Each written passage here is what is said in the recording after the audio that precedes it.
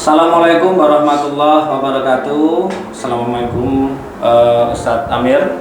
Assalamualaikum Ustadz Solihin. Waalaikumsalam. Gimana kabarnya? Alhamdulillah. Oke, ini beliau berdua ini luar biasa ya. Dia adalah Ustadz Amir Al-Hafidz ya, trainer pusatnya An-Nabil. Oke, bismillahirrahmanirrahim. Innalhamdulillah nahmaduhu wa nasta'inuhu wa nastaghfiruh wa na'udzu billahi min syururi anfusina wa min sayyiati a'malina may yahdihillahu fala mudhillalah wa may yudhlil fala hadiyalah. Asyhadu an la ilaha illallah wahdahu la syarikalah wa anna sayyidana Muhammadan abduhu wa rasuluh. Faqala Allah ta'ala fi kitabihil karim, a'udzu billahi minasyaitonir rajim.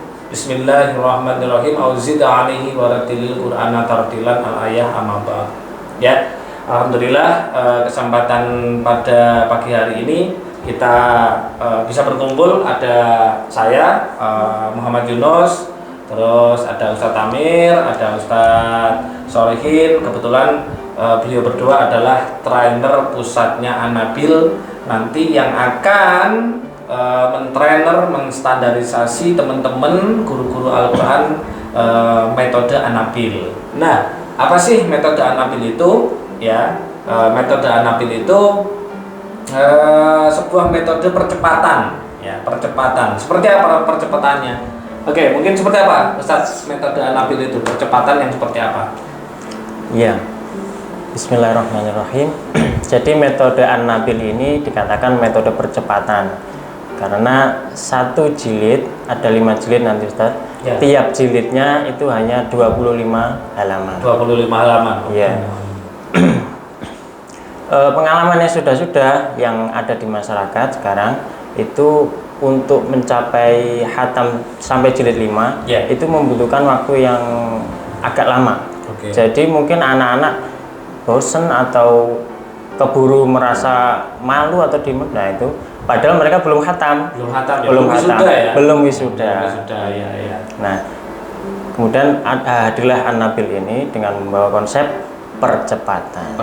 Jadi sebelum anak-anak itu merasa malu atau merasa dewasa, malu ngaji sudah khatam dulu gitu. Ya, karena fenomena di luar sana itu adalah di TPQ itu kita melihat sendiri ya teman-teman, bagaimana TPQ itu rata-rata yang ngaji pasti anak-anak ya. Pasti anak-anak kecil loh, semua dari TK kan gitu kan, kelas 1, kelas 2, kelas 3, kelas 4 itu kalau saya melihat itu sudah tidak tahu kenapa, mungkin alasannya sudah mulai malu ya, mungkin TPQ itu kuno atau bagaimana atau enggak zaman kan gitu kan. Nah, guys, padahal bagi umat Islam itu adalah Al-Quran itu adalah pondasi. Al-Quran itu adalah sebuah pondasi awal utama untuk membentuk karakter manusia supaya jadilah manusia baik kan seperti itu. Setidaknya kalau Al-Quran ini dibaca dan tahu maknanya, bisalah jadi manusia baik kan seperti itu. Nah, ya ini fenomena ini yang tidak boleh kita biarkan, kan gitu. Jangan sampai anak-anak belum selesai belajar di TPQ, ya kan? Dia akhirnya sudah memasuki umur berapa? Kelas 4, kelas 5 itu. 4, kelas 5 itu sudah malu gitu. Sudah malu karena apa ya? Mungkin karena satu karena kecanggihan teknologi juga ya, dari gadget, permainan, apalagi sekarang ada, mohon maaf nih, ada game-game yang game online dan lain-lain itu dikeluhkan oleh banyak ibu-ibu, orang tua ya. Nah, itu terus juga lingkungan juga bisa karena pertemanan ini semakin luas kan gitu, kecuali masa-masa kita dulu ya, saya dulu ya, jadi nggak ada apa-apa ya. Bermain hanya di TPQ atau tempat ngaji, di masjid atau di musola. Nah, akhirnya muncullah metode An-Nabil ini yang kebetulan metode An-Nabil ini metode apa dan siapa sih yang membuat? Ini perlu dikenalkan juga. Metode An-Nabil adalah metode pembelajaran tartilul Quran. Kebetulan ini saya yang membuat bukunya dan metodenya, dan dibantu dua Ustadz Amir sama Ustadz Solihin ini. Kenapa kita membuat metodenya? Ya alhamdulillah pengalaman yang sudah itu, saya sudah sejak tahun 2005 sudah bergelut di dunia tartilul Quran. Jadi mulai dari metode A, B, C, D, bahkan sampai menjadi ketua cabang, bahkan sampai sekolah ulumul Quran dan lain-lain, dan bermusyawarah pada guru-guru besar Al-Quran. Akhirnya dengan melihat fenomena di masyarakat, anak-anak kecil usia kelas 4 sudah tidak mau lagi ke TPQ. Kebetulan kalau Ustadz Solikin kepala TPQ ya? Ya. Nah, ini pelaku ya. Kepala TPQ yang dimana anak-anak yang paling tinggi kan? Yang paling tinggi itu kelas berapa kan? Maksudnya yang jilid paling tinggi TPQ yang jilid paling tinggi jilid 5. Ya, ya maksudnya umur atau kelas berapa? Sekolahnya kelas 6 ada, cuma bisa dihitung jari gitu. Dihitung jari ya. Yang lainnya sudah keluar gitu ya. Yeah. Ada ya fenomena keluar nggak ngomong gitu. Ada banyak. Merotoli lah istilah bahasa Jawanya. Iya. Nah, itu karena fenomena itu akhirnya kita membuat metode Anabil ini. Kenapa hanya 25 halaman? Nah, ini dipertanyakan. 25 halaman, apakah ini nanti latihannya kurang? Tidak, latihannya nggak kurang. Justru di sini nanti kita akan menekankan di setiap halaman, di setiap subbab akan kita tekankan. Salah satunya misalkan di jilid 1 ya. Di jilid 1 itu adalah membahas tentang sifatul huruf sama makharijul huruf. Ini penting sekali. Kita akan menekankan di sini, makanya nanti di bab ya, di setiap halaman ya. Di setiap halaman itu di sini misalkan di halaman pertama di sini ditulis adalah nanti ada sifatul huruf dari sifat huruf subbab. Nah, seperti itu tadi ya. Ya, salah satu sifat huruf yang iya, salah satu contohnya seperti apa? Misalkan huruf alif tak. Kalau dalam mengajar bagaimana? Kalau huruf alif atau hamzah ya, karena dia mempunyai sifat syiddah, tidak boleh mengeluarkan nafas, tidak boleh mengeluarkan angin.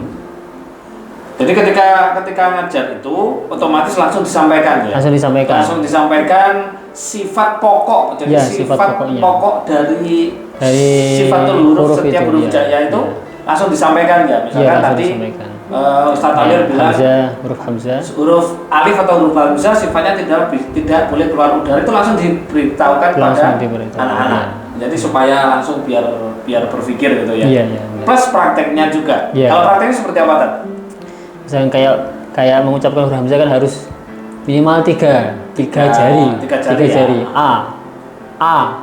Jadi A. Jadi anak-anak harus bisa sampai 3 jari, dan guru itu menyampaikannya juga harus 3 jari.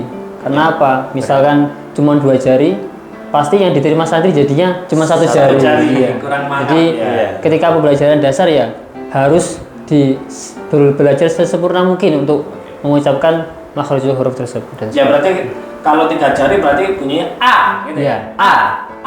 Tapi kalau seorang ustadz gurunya hanya 2 jari A, nanti murid itu pasti jadinya ya. Jadinya kan seperti orang-orang alhamdulillah jadi kan gitu kan. Ya, bagus itu. Ya, luar biasa. Jadi akan ditekankan di di makhraj dan sifatnya. Karena ini adalah pondasi lah menurut saya. Pondasi apa? Pondasinya adalah ketika kaidah lughahnya rusak dalam bacaan Al-Quran, otomatis kaidah maknanya pun rusak gitu ya. Yang Ustaz Amir yang notabene pentafsir ya. Insyaallah. Ya kan seperti itu. Terus ada pertanyaan, nanti kalau sifat dan makhraj huruf disampaikan di jilid 1, anak-anak yang jilid 1 apa sudah mampu menerima pelajaran sifatul huruf itu, gimana Ustaz? Ya, ini tantangan. Sangat mampu sekali karena kita tidak menerapkan semua sifat. Masa kita akan mengajarkan seperti ini? Contoh nih, anak-anak sekarang kita mempelajari huruf alif. Ya, dengarkan ya, huruf alif itu sifatnya ada 4, yaitu syiddah yang pertama, istifal, infitah, rokhawah. Kita nggak mungkin dong menyampaikan semua itu. Apa toh istifal ya? Anak-anak nggak mungkin menyampaikan. Kita hanya menyampaikan praktek tata caranya dan sifat huruf yang terkenal, yang utama gitu. Yang utama gitu lah, seperti huruf alif misalkan. Huruf alif itu sifatnya adalah syiddah, tidak boleh keluar udara. Ayo anak-anak coba sekarang bunyikan huruf alif tanpa mengeluarkan udara. Contoh A. Coba tangannya ditaruh di depan semuanya. Kalau sudah tidak keluar huruf tidak keluar udara, itu udah benar. Cuman gitu aja kan. Iya. Saya rasa kalau cuman seperti itu, menurut jenengan gimana? Bisa diterima nggak? Yakin bisa. Yakin bisa. Soalnya kan langsung praktek itu. Langsung Iya. praktek. Tapi Karena- nggak mungkin kita akan menyampaikan misalkan sifatnya huruf alif itu adalah salah satunya adalah istifal. Apa itu istifal? Pangkal lidah itu naik ke atas. Ya enggak mungkin. Nah, Iya. itu adalah nanti kalau beliau para santri-santri kita mau mendedikasikan jadi ustadz is okay. Iya. Monggo silakan kan gitu kan mendalami lebih lanjut ulumul Qur'annya kan gitu. Itu. Karena di An-Nabil ini Ustadz, Ya. kita itu berusaha menyampaikan sesederhana mungkin kepada anak-anak. Tidak usah pakai ribet, istilahnya seperti itu. Oke. Kalau tartilnya jelas kita memakai lagu Ros. Karena lagu Ros adalah lagu yang paling mudah diterima, paling mudah dipelajari daripada lagu-lagu yang lain. Tidak sama dengan Bayati, tidak sama dengan Nahawan. Hijaz, Nahawan. Itu kan semuanya cengkoknya banyak dan sulit kan gitu kan. Tapi kalau lagu Ros itu tidak. Nah, contohnya lagu Ros seperti ini. Boleh dicontohkan Tat? Lagu Ros, Ta'awud dan Basmalah. Awal dan semalam ya. Jadi lagunya standar dan naik. Contohnya seperti ini. A'udzu billahi minasy syaithanir rajim.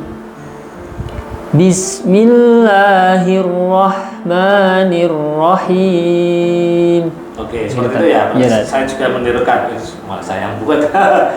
A'udzu billahi minasyaitonir rajim.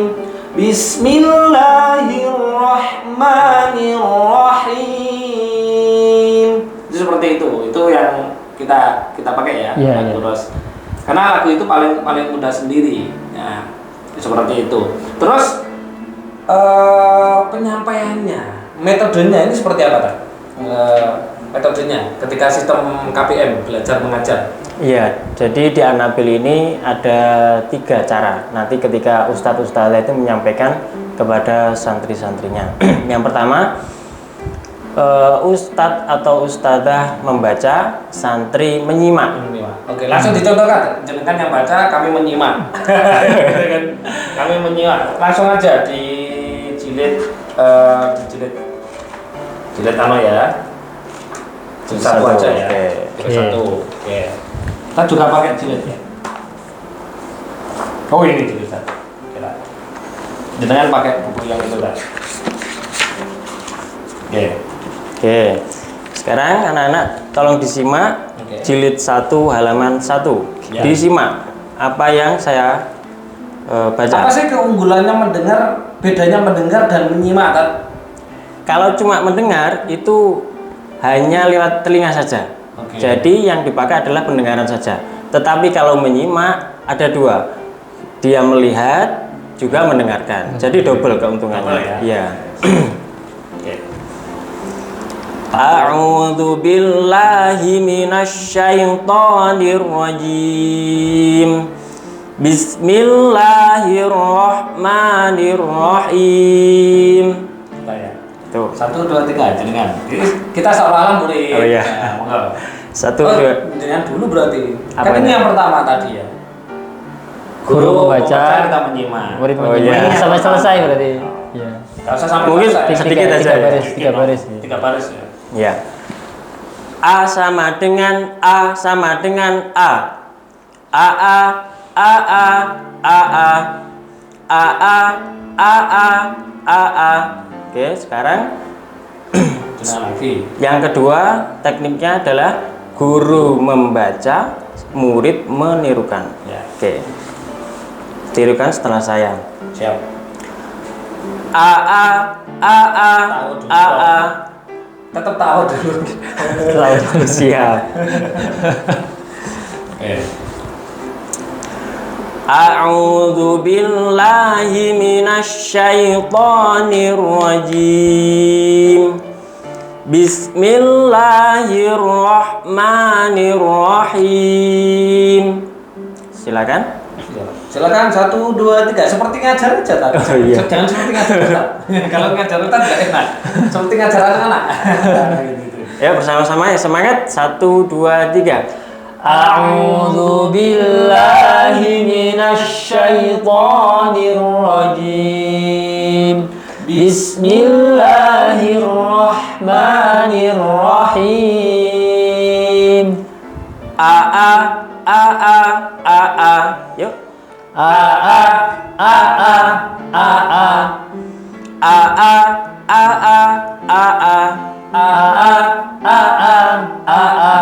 Bagus. Untuk yang ketiga, coba bareng-bareng ya. yang ketiga, guru membaca bersama-sama dengan muridnya. Oke. Ya. Ta'awudz ya. Ya, siap. 1, 2, 3. A'udzu billahi minasy syaithanir rajim. Bismillahirrahmanirrahim.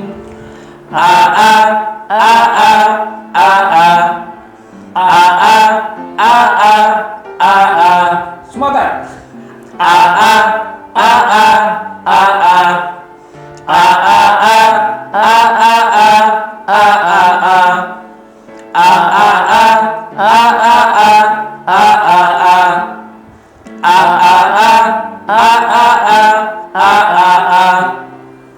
Alif sama dengan hamzah sama dengan alif. Kayaknya metodenya asik kayaknya ya. Ya, jadi seperti itu. Sampai nanti jilid 5 juga seperti itu caranya. Jadi caranya tetap seperti ini. Oke. Jadi bayangkan Ustaz, satu huruf alif itu diulang berapa kali ini tadi? Ini diulang berapa kali? Banyak kali. Itu Banyak kali ya. Iya. Jadi kalau mau ngitung banyak kali ya, satu halaman, Iya. semuanya huruf A semuanya. Iya. Jadi disinilah kita menekankan makhrajul huruf penting di Iya. depan. Ya. Karena nanti di sini juga ada pokok pembahasannya tentang Iya. sifatul huruf.